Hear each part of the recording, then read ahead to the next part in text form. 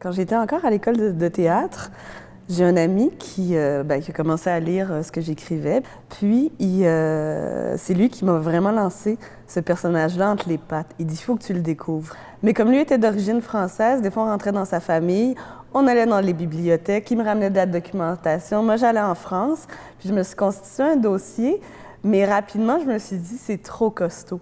Et ça, je trouve ça intéressant dans le parcours d'un artiste. Je savais que j'avais pas encore les outils pour attaquer, en tout cas, de la pièce dont je rêvais encore, pour m'attaquer à lui.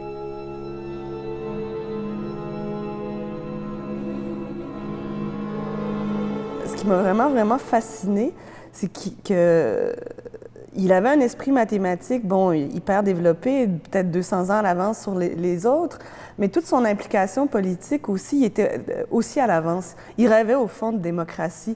Et lui, je trouvais qu'il était capable de prendre soin des trois temps de la vie. Il prend soin des morts. Son père s'est suicidé. Je parle de mon personnage, mais dans la pièce, c'est très présent. Il porte les morts avec lui. Il s'occupe du présent. C'est un être aimant. Il s'occupe de ses proches, mais il s'occupe aussi de ses concitoyens parce que l'implication politique, elle est là pour les concitoyens au présent. Puis toutes ses envolées, son rêve, sa vision mathématique, c'était pour l'avenir. Puis, en fait, ça tombe pile poil avec nous. D'ailleurs, aujourd'hui, ça fait 200 ans qu'il est né, le petit homme. Puis dans la pièce, c'est ça, il s'adresse aux gens qui, dans 200 ans.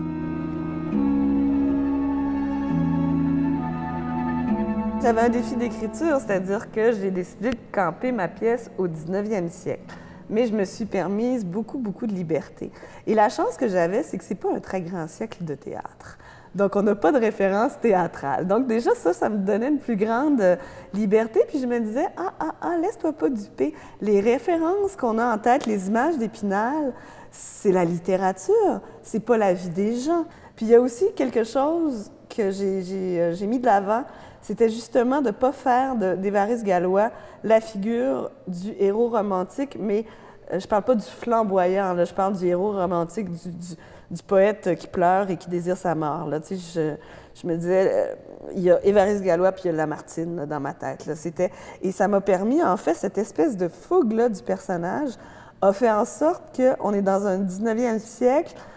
Je crois, dans la pièce, on est dans un univers où les personnages sont pas mal tous dans le pétrin, mais ont un désir de vivre et c'est pas exclusif à Évariste.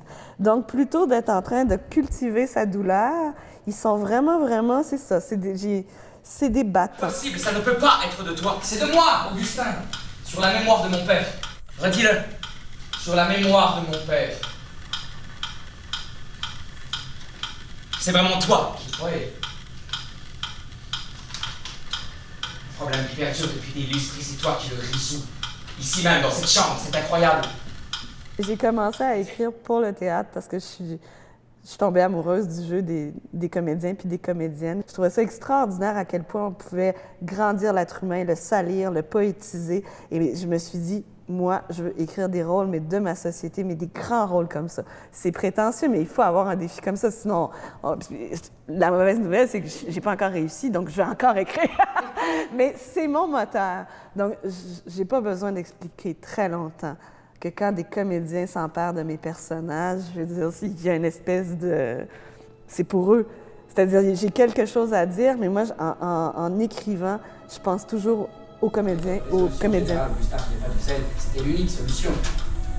Tu veux dire, raisonner en termes de particuliers, ce n'est plus viable. Les autres mathématiciens font encore des découvertes. Alors le mot d'esprit, rien de plus rien qui pourrait survivre. Mais oui, mais il n'y a pas d'autre façon de penser. Faux. Maintenant, mes groupes existent. Quand je suis finalement venu à bout de l'équation... On a besoin de se rassembler. On a besoin de réfléchir.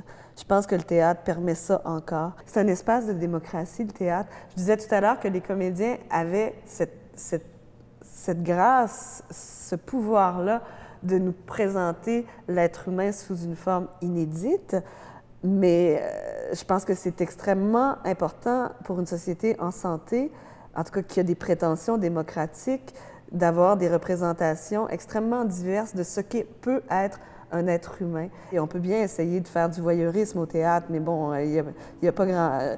Il y a quand même un grossissement, ou en tout cas, il y a une torsion de l'être humain qui, pour moi, est un exercice démocratique et qui va mettre mais à jamais essentielle.